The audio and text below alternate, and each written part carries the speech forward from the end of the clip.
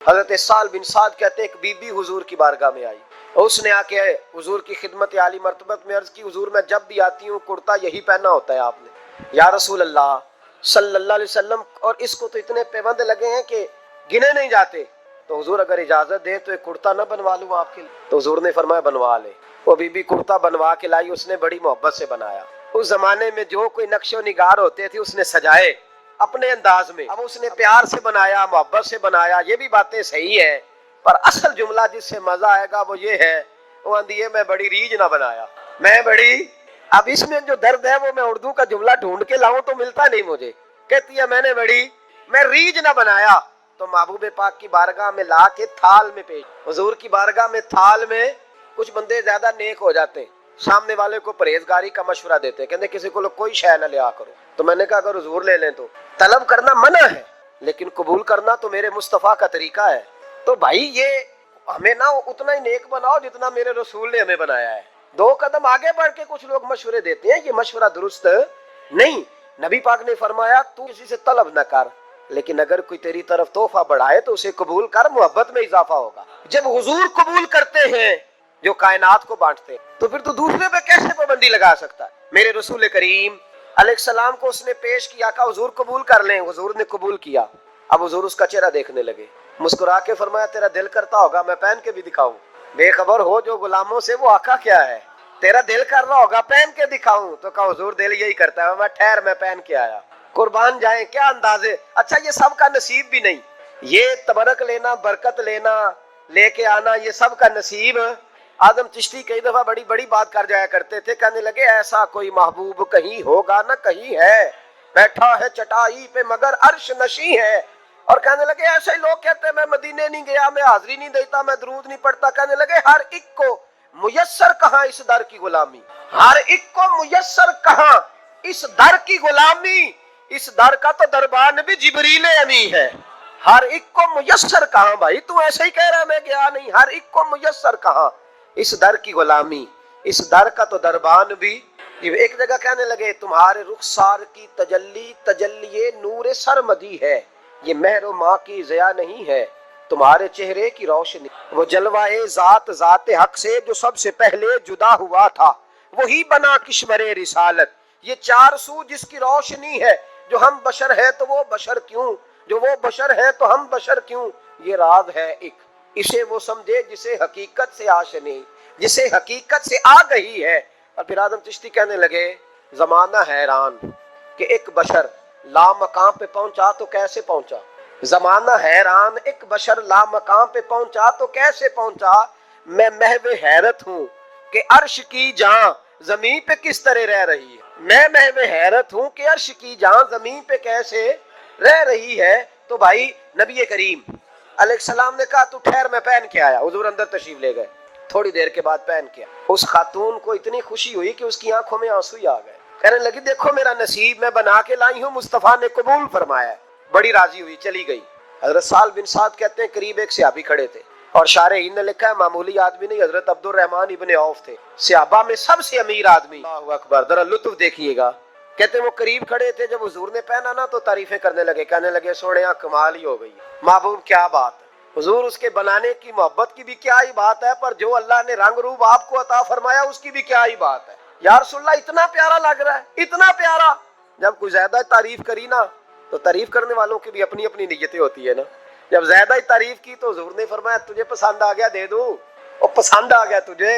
کچھ بندے سیانے ہوتے ہیں پتا ہوتا ہے جو مرضی پہ آکے دھیان ہی نہیں کرتا، اور جنہ مرضی تعریف کرو وہ کہتے ہیں تو لگا رہو مجھے پتا ہے تو کی پیار ہے، تو کہا پسند آ گیا ہے یا رسول اللہ بڑا، تو فرمایا چاہیے، کہا حضور مہربانی ہو جائے تو کیا ہی بات ہے۔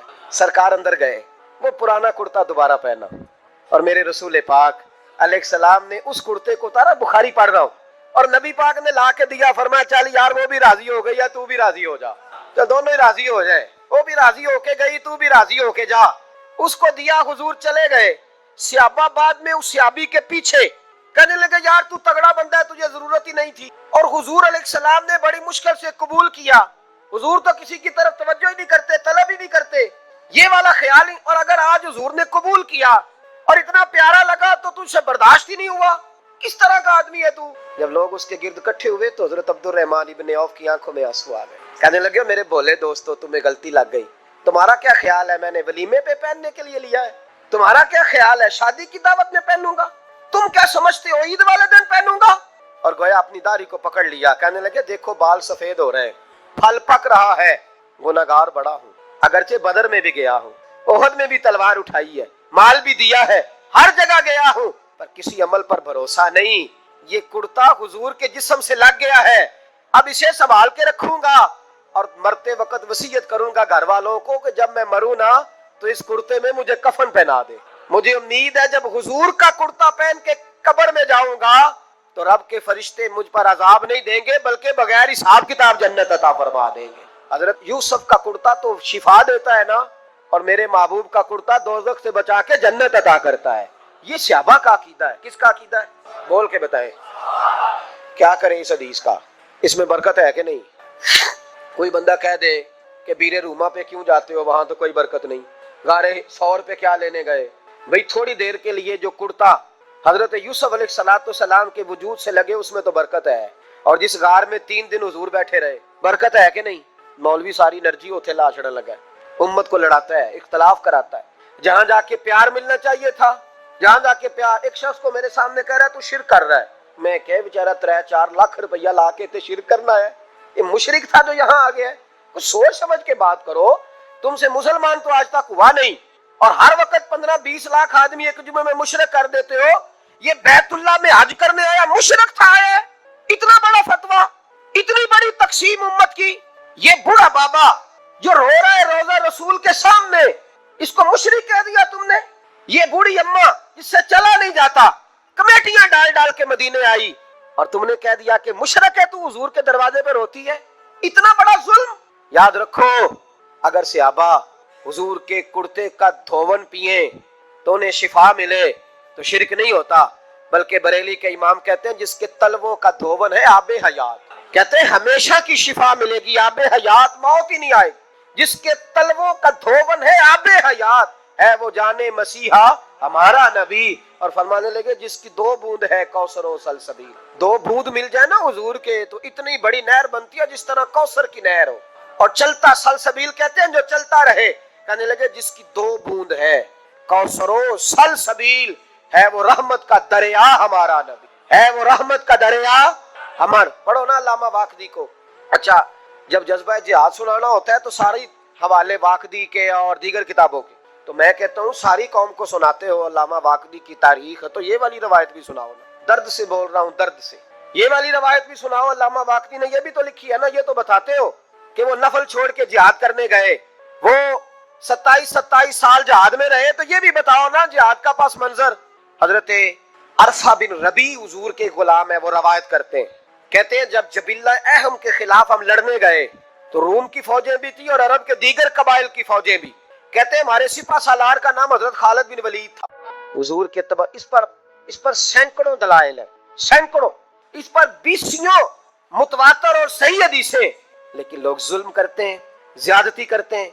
नबी पाक देखे ना, हमारे किसी नौजवान को आज मैं कहूँ ना MA BEd को कि वो किसी आदमी ने सालन में थूक दिया है, कहेगा नहीं मैंने खाना ही नहीं। हमारे बच्चे, इसको लोग नफासत समझते हैं, हालांकि बुजुर्गों के जूठे में शिफा होती है। इमाम राजी फरमाया करते थे किसी नेक का जूठा खा, अल्लाह तेरे हाफजे को मजबूत कर देगा। लेकिन उन चूंकि सब तो नेक असी हाँ, साडा खाए जिन्हें खाना है, असी खाली किसी दा खाइए, सबसे सियाने तो हम खुद है, इसलिए कोई खाए हमारा, ये कैसे हो सकता है? पुराने लोगों को तो पता होगा, चलो नौजवानों को बता देता हूँ। चांदी के सिक्के होते थे तो ऊपर से जब वो घिस जाता था ना नंबर, तो उसको कहते थे अब खोटा हो गया। क्यों जी बुजुर्गों, ऐसे ही है, वो घिस जाता था तो कहते थे सिक्का, तो वो चलता नहीं था कहीं भी। तो वो बाबा जी की दुकान मशहूर हो गई थी कि वहाँ खोटे सिक्के भी चल जाते, लोग दे आते थे खोटे सिक्के, बहुत सारे लोग दे देते, बाबा जी चुप करके कबूल कर ले, मशहूर हो गया। जो भी जाता खोटे सिक्के दे आता, बाबा जी कबूल कर ले। फिर शाम को ना घोड़े पे बैठ के जाते और दरिया में बहा। एक दिन कुछ बंदे खोटे सिक्के लेके आ गए, तो बाबा जी अभी मुसल्ले पे थे, नमाज पढ़ रहे थे, तो बेटे ने कपड़े दिए तो खोटे सिक्के वसूल किए। तो वो खोटे सिक्के देने वाला शख्स खोटे सिक्के दे रहा था, तो वो बच्चा कहने लगा तुमने बड़ी अरसा बेवकूफ बनाया मेरे अब्बा को, खोटे सिक्के दे ले जाओ। कहने लगा तुम्हें वाकई नहीं पता चलता खोटे हैं? कहा अब्बा जी का नहीं मुझे पता, पर मुझे तो पता है ना। और मेरा अब्बा शाम को खोल के देखता है तो फिर जो खोटे खोटे होते हैं उन्हें दरिया में बहा के आता है। لے جاؤ اپنے. اتنی دیر میں بزرگ نماز سے فارغ ہوئے, کہنے لگے نہیں نہیں بیٹے رکھ لے, کھوٹے ہی رکھ لے. سننا بات. کہا جناب کیوں؟ فرمانے لگے میں کھوٹے اس لیے رکھ لیتا ہوں کہ لوگوں نے پیسوں میں ملا کے دوسروں کو بھی تو دینے ہیں نا, تو میں چاہتا ہوں چلو باقی لوگ نقصان سے بچ جائیں, ہمارا تو گزارا ہو ہی رہا ہے, باقی لوگ نقصان سے بچ جائیں. اور فرمایا پھر میں شام کو جا کے دریا میں ڈال کے آتا ہوں کہ کہیں میری اولاد بھی ان کو آگے نہ چلا دے. میں چاہتا ہوں کہ اور لوگ اس کام سے بچ جائیں. درویش کہتے ہیں کہ جب اس بابے کا آخری وقت آیا نا, تو جو اس نے جملہ کہا میرا کلیجہ پھٹ گیا. آخری وقت جو اس نے دعا مانگی تو فرماتے ہیں میرے اندر وجد اور کیف کی صورت پیدا ہو گئی. فرماتے ہیں ان بزرگوں نے اپنے آخری وقت دعا مانگی, اے اللہ میں نے ساری زندگی کھوٹے سکے قبول کیے تاکہ تیرے بندے شر سے بچ جائیں, تو یا اللہ تو بھی اس کھوٹے سکے کو قبول فرما.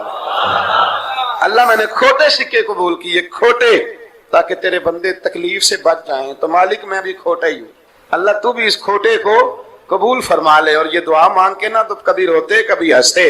لوگوں نے کہا کیا ہوا؟ کہتے ہیں لگتا ہے رب نے کھوٹا سکہ قبول فرما لیا, لگتا ہے کہ اللہ نے کھوٹا سکہ قبول. لوگوں کو تکلیف سے بچائیں. ہمارا وجود یارو مطلب کیا ہو جائے گا 2 منٹ کے لیے سمجھ لیں کیا ہو جائے. یعنی اگر آپ بڑے غصے سے باہر آئے اور پاپڑ بیچنے والے پہ آپ نے غصہ نکال لیا سارا, میں رات کی ڈیوٹی کر کے آیا ہوں تھکا ہوا ہوں اور تو پاپڑ بیچنے آ گیا ہے, تم لوگ بڑے نالائق ہو بدتمیز ہو, آپ نے یہ سخت جملے کہہ دیے, چپ کر کے وہ آدمی معذرت کر کے گزر گیا, وہ تو سارا دن پریشان رہے گا نا کہ میری غریبی کا مذاق اڑا ہے. مطلب ہو کیا گیا, ہوا کیا اگر اس نے کوئی بات کر لی. اعلیٰ حضرت فاضل بریلوی کے خلیفہ تھے لاہور میں سید ابو البرکات شاہ صاحب رحمت اللہ تعالی علیہ.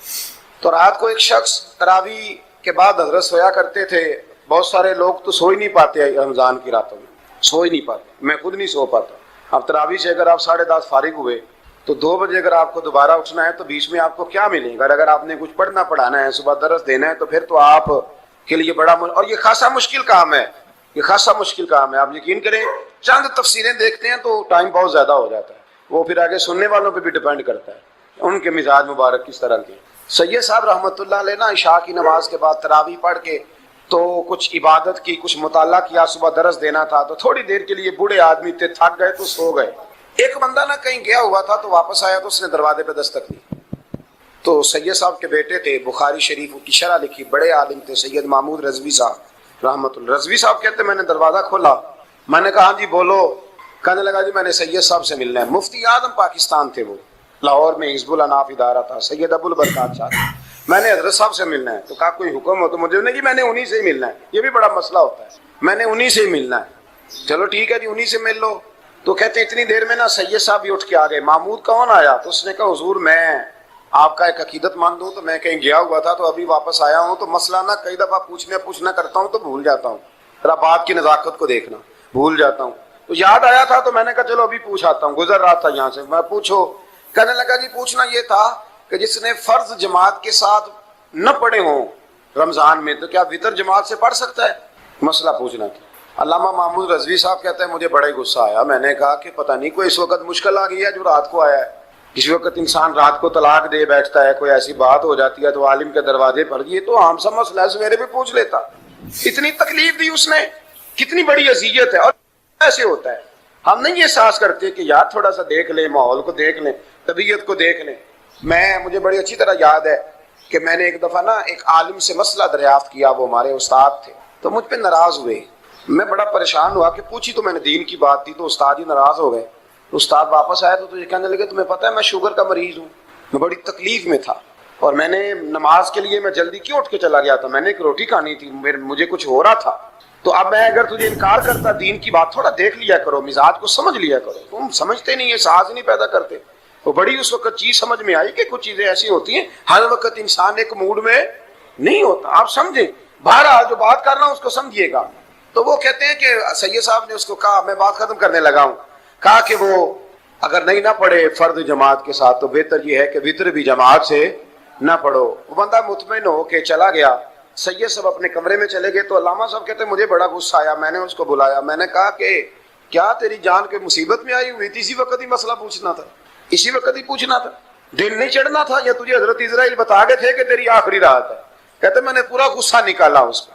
میں نے کہا تو بڑا ہی بیوقوف آدمی ہے, بوڑھے آدمی ہے اور بڑی مشکل سے نیند آتی ہے, آ ہی گئی تھی تو آ گیا ہے. کہتے میں غصہ کر رہا تھا تو سید صاحب آ گئے تو آ کے مجھے ڈانٹا, چپ کر, اس طرح کسی کے ساتھ بات کرتے ہیں. پھر اس کو کہنے لگے بھائی معاف کرنا, یہ ابھی بچہ ہے, اسے پتہ نہیں. کہتے ہیں پھر مجھے کمرے میں لے گئے اور بہت بڑا ہی جملہ کہا. اگر آپ اپنا کلیجہ ٹھنڈا کرنا چاہیں نا تو اس طرح بھی کر سکتے ہیں. بہت بڑا جملہ کہا. کہنے لگے معبود مسئلہ تو میں نے بتایا, تمہیں کیا تکلیف ہوئی؟ اور پھر فرمانے لگے شکر کرو اللہ کا, اس دور میں بھی کوئی دین کی بات پوچھتا ہے. شکر کرو اللہ کا, اس دور میں بھی کوئی دین کی بات پوچھتا ہے. شکر کرو اللہ کا, کوئی دین کی بات پوچھتا ہے, ورنہ تو لوگ پوچھتے ہی نہیں. تو اگر آپ خوش کرنا چاہیں اپنے آپ تو آپ سائیکل والے پہ غصہ کرنے کی بجائے یہ بھی تو کہہ سکتے ہیں نا, شکر ہے رزق حلال کما رہا ہے, مانگ کے نہیں کھاتا, شکر ہے یہ محنت کر رہا ہے اپنی. تو آپ اپنے ذہن کو اس طرح کا بنائیں, سوچ کو اس طرح کا بنائیں.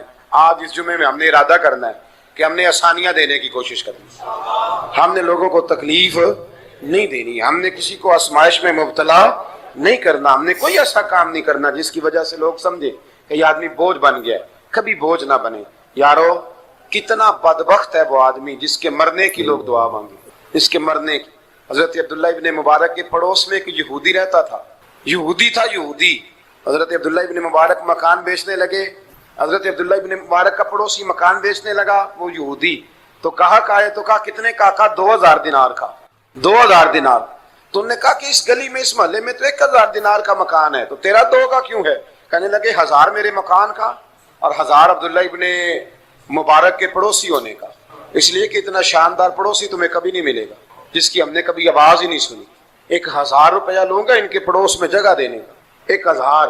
تو وہ شخص کہنے لگا یہ تو نے عجیب بات کر دی, حالانکہ تو یہودی ہے, یہ تو نے عجیب بات کر دی. تو کہنے لگا 3 دن میری گلی میں آ کے رہ, تو دعائیں مانگے گا کہ یا اللہ میں یہیں رہنا چاہتا ہوں.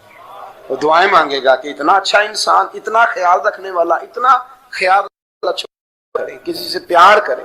اور یارو چھوڑو مزدور بن جاتے ہیں. شیخ سعدی کہا کرتے تھے جب سے مخدوم بناؤں نا, لوگوں سے خدمت کرانے لگاؤں, مزہ ہی نہیں آیا.